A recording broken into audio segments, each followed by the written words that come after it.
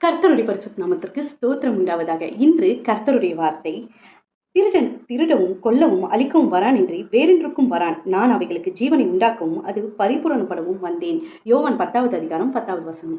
கர்த்தர் சொல்லுகிற வார்த்தை என்னன்னா, நீ வாழ வேண்டும் என்பதை கர்த்தர் ஆசைப்படுகிறார்.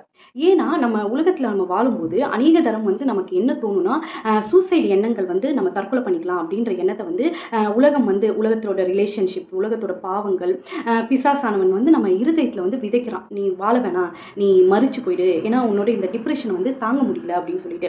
ஆனா தேவன் என்ன சொல்றாருன்னா, நீ எழுந்து நட, நீ இங்க உட்கார்ந்து இருக்க வேண்டிய ஆள் இல்லை. உன் வாழ்க்கையில நீ பல ஜென்ரேஷனை நீ ஆசீர்வதிக்க வேண்டிய ஆளு.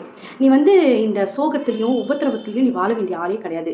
உன்னின் நிமித்தம் பல பேரை நான் ஆசீர்வதிக்க விரும்புறேன் அப்படின்னு கர்த்தர் சொல்லுகிறார். அது எப்படி நம்ம அதை நடைமுறைப்படுத்த முடியும்னா, இந்த நெகட்டிவ் எண்ணத்தை பாசிட்டிவ் எண்ணத்தினால, பாசிட்டிவான வார்த்தைகள்னால. இயேசு கிறிஸ்து தான் வார்த்தையா இருக்காரு. இந்த வார்த்தையை நம்ம அறிக்கையிடும் போது, ஏசப்பா நீங்க ஜீவனை கொடுக்க வரீங்க, என்னை கொல்லவும் அழிக்கவும் உலகம் நினைக்குது, ஆனா நீங்களோ எனக்கு ஜீவனை கொடுத்து என்னை வாழ வைக்க வேண்டும் என்று ஆசைப்படுகிறீர்கள். அந்த வார்த்தையை நம்ம அறிக்கையிட்டுக்கிட்டே இருக்கும்போது அவர் நமக்கு ஜீவனை கொடுக்கிறார் என்ற வார்த்தையை நம்ம சொல்லிக்கொண்டே மனதில் இருக்கும்போது, அந்த நெகட்டிவான எண்ணங்கள், தற்கொலை எண்ணங்கள்லாம் நம்ம விட்டு ஓடி போய் நம்ம ஒரு புதிய பலத்தை கர்த்தர் கொடுக்கிறார். நீங்க அழுது கொண்டிருக்கலாம், கவலையில இருக்கலாம், நீங்க பார்க்குற மகனே மகளே, நீங்க எல்லாருமே கர்த்தர்னால் ஆசீர்வதிக்கப்பட்ட ஜனங்கள். அதை மட்டும் நினைத்துக் கொள்ளுங்க. நீங்க வாழ போகிறீர்கள்.